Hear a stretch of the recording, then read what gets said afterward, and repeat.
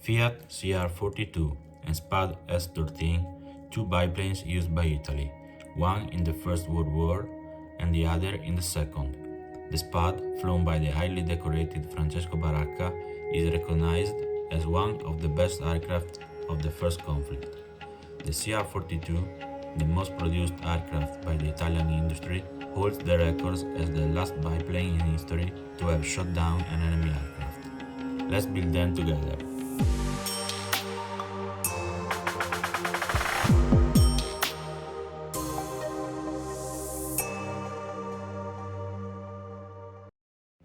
Hey there guys, welcome to this new video. Let's start with the Fiat CR42.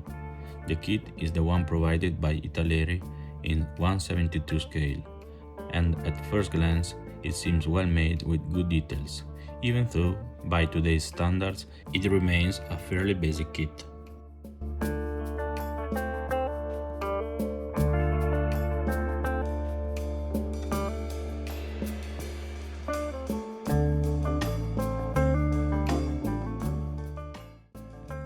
The construction of the interior moves along quite quickly, as there aren't many parts, since the framework is molded together with the inner fuselage sides. So I'll go ahead and apply the base color first, and then I finish the details with the brush.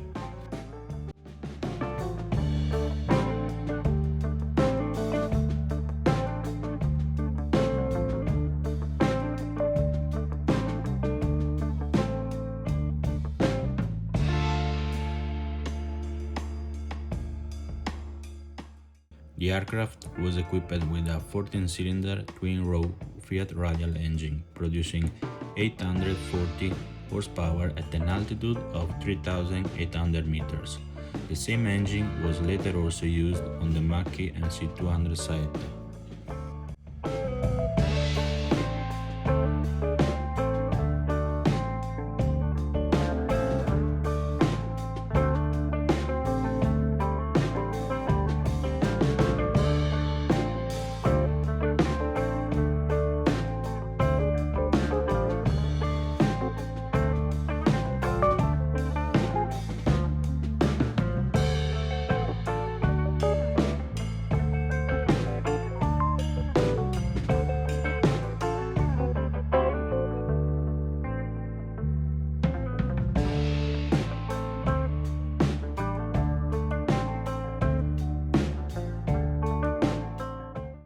After closing the fuselage, some gaps remain visible that need to be filled with putty. Liquid putty is convenient in certain situations where there are small imperfections. It needs to dry thoroughly before it can be sanded and treated like regular putty.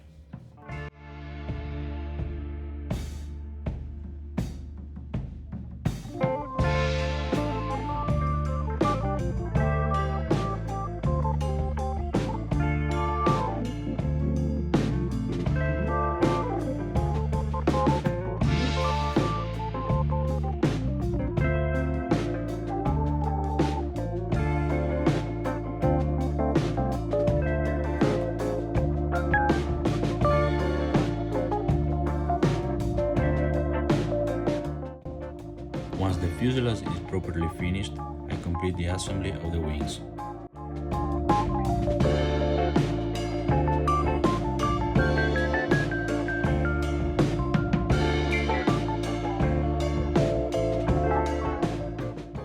Here are all the struts that need to be installed.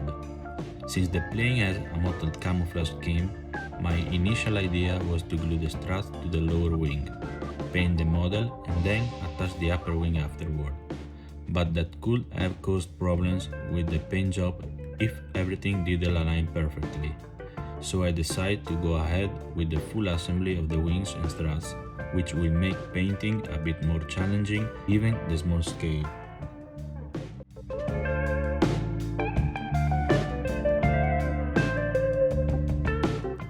After placing each individual strut, it's necessary to check the correct alignment with the holes in the lower wing and the fuselage, so that any misalignment can be quickly corrected and everything can be glued properly.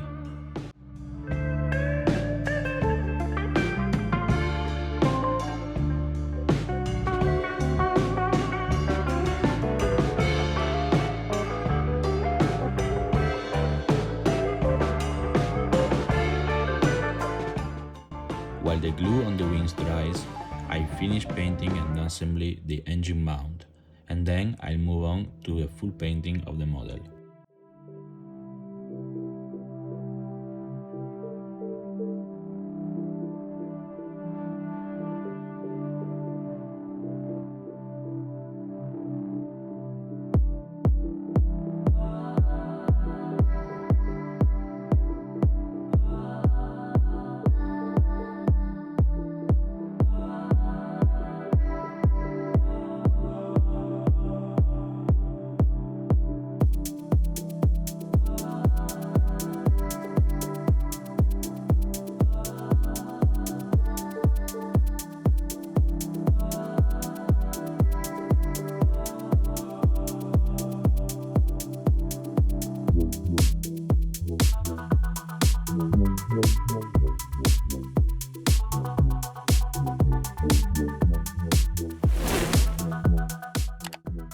My friend, if you are enjoying what I'm doing, help me grow this channel by clicking the subscribe button and giving this video a like. And if you want to follow my project day by day, don't forget to follow me on my other social media as well. You'll find the link in the description of each of my videos. Thank you so much.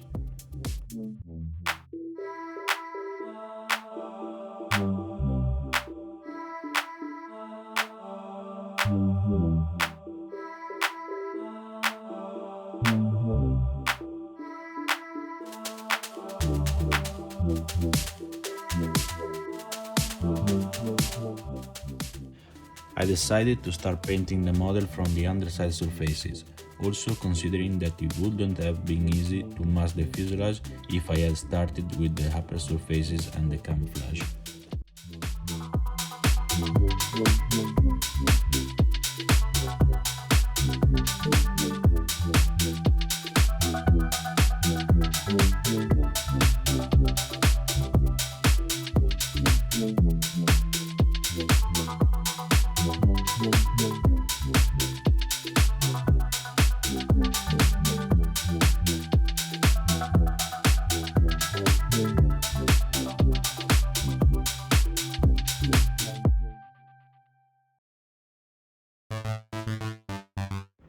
For the mottling, you need to lower the compressor pressure to about 1 bar and thin the paint a bit more than usual.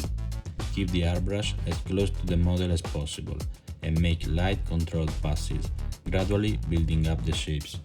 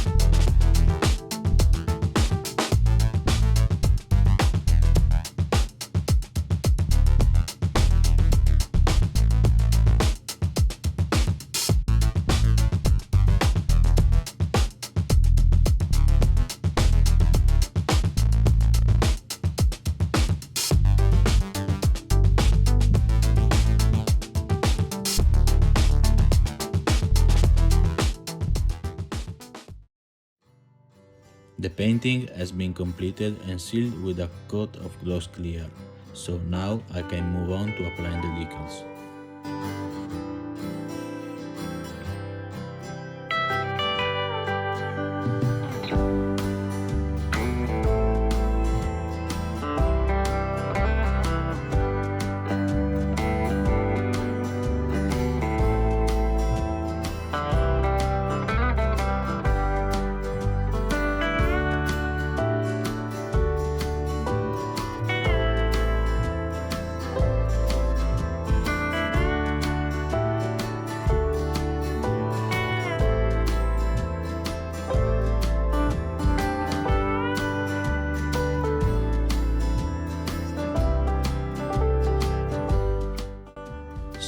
light chipping and a bit of weathering will complete the model.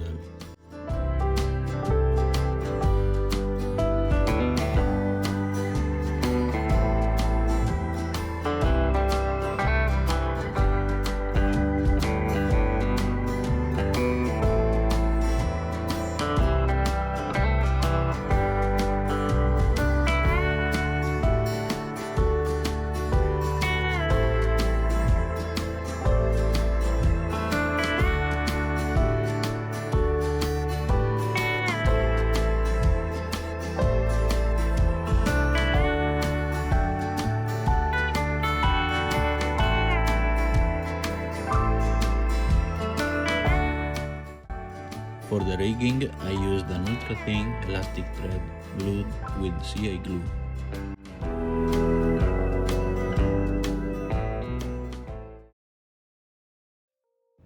Now let's move on to the SPAD. Here too, I'm using an Italeri kit in 1/72 scale, a very basic kit, so I'll skip the assembly phase, which is quite quick anyway. The first color I sprayed was a mix that I haven't listed above because it wasn't accurate, and I later covered it with a more correct shade. As usual, it's difficult to gather complete information on certain aircraft from the Tira.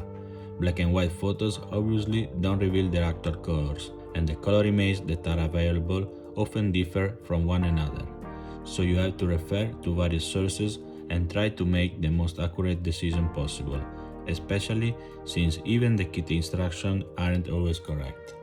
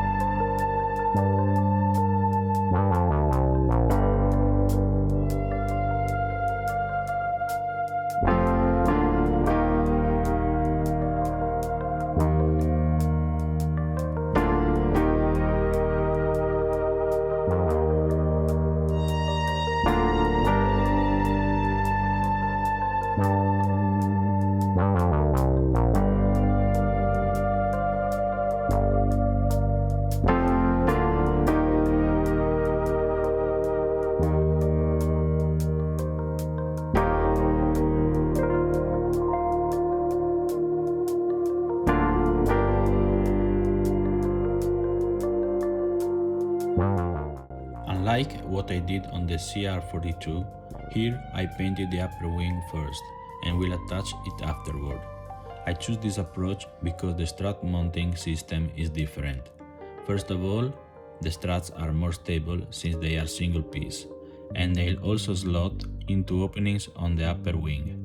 So I'll use glue to fill any potential gaps, and only a touch-up on the underside of the upper wing will be needed.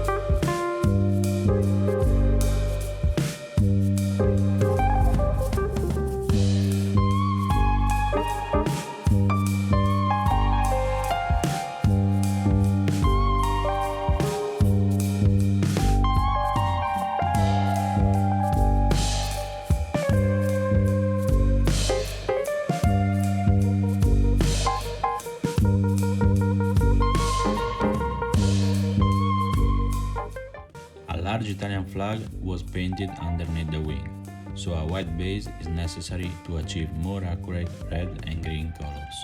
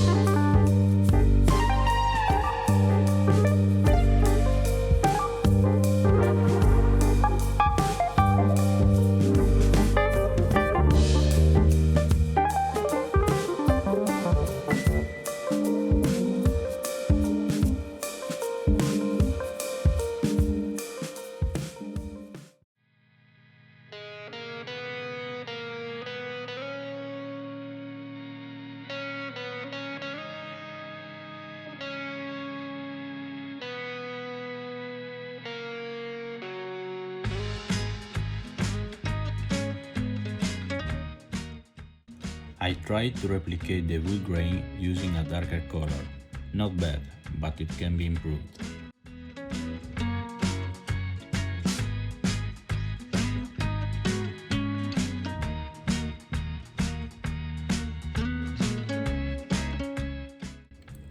Those who have been following me for a long time have seen this logo of many of my builds, some of which aren't even on YouTube. It's finally time to place it on the aircraft of its original owner, Francesco Baracca. The prancing horse, in fact, was the symbol Baracca chose to decorate his plane. It later became the emblem of the 91st Squadron, to which he belonged, known as the Squadron of Aces, where the best fighter aces of the World War I were grouped. It was later also used as the emblem of the 4th Wing, both created at the Campo Formido airfield in Udine, the city where I was born and I still live. That's why you'll often see prancing horses around here. Oh, and a quick note, the prancing horse is the same one that will later be used on Ferraris.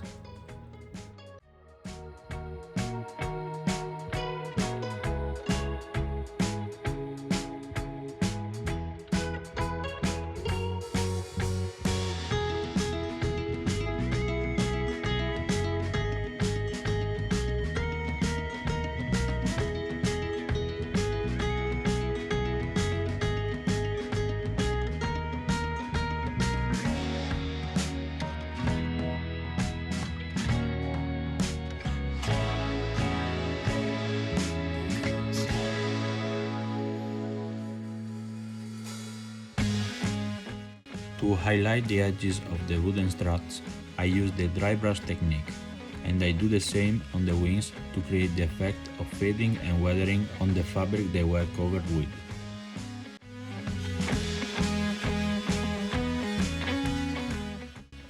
I remove the excess using acrylic thinner.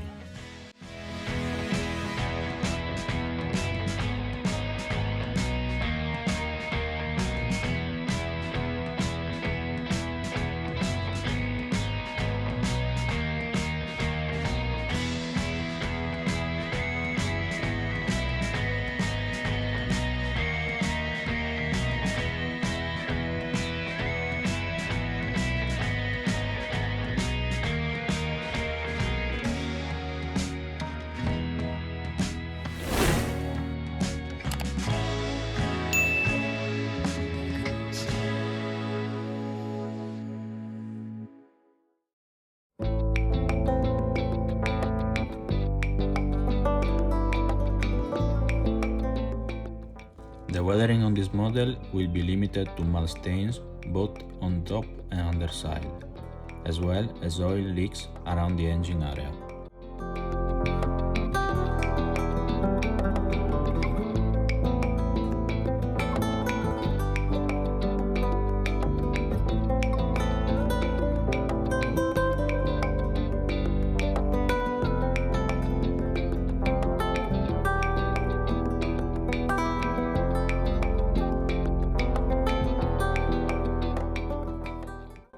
The most challenging part was the rigging. Representing the tension wire at this scale was really tough for me. but I think I managed to pull it off quite well.